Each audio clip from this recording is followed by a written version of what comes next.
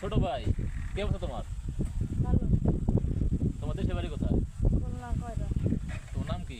রাসেল। রাসেল। তুমি পড়াশোনা করো না? পড়াশোনা 5 পর্যন্ত করছি। ফাইভ পর্যন্ত করছো? আর বাড়িতে করতে দেয় না? বাড়িতে করতে দেয়, আমি করি না। তুমি করো না কেন? ভালো লাগে না পড়ালেখা? না। এই কাজ কামই ভালো লাগে? আচ্ছা, তুমি তো লেখাপড়া করো না? তুমি তো লেখাপড়া করলে বড় ইঞ্জিনিয়ার, জজ, ব্যারিস্টার, স্কুলের টিচার সবই হতে পারতা। আমার চেয়ে বড় বড় ইয়েরা পায় না।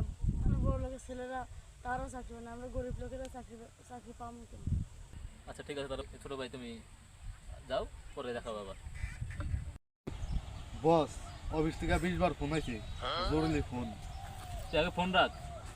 এই বাটার মালিক কে? তার কল লাগা, তার সাথে আমার মিটিং ফিক্স কর। ভাই, এই জায়গার ম্যানেজার কি? এই যে আসসালামু আলাইকুম। ওয়ালাইকুম আসসালাম। আপনার নাম কি? আমি আসিফ শিকদার। আপনি কি? একে গ্রুপের চেয়ারম্যান জিসান চৌধুরীর পিএস চিকু। আমার বস আপনার সাথে জরুরি মিটিং করতে চায়। আমার বস আছে, আপনার বসের সাথে জরুরিভাবে একটা কথা বলবে, মিটিং ডাকিন।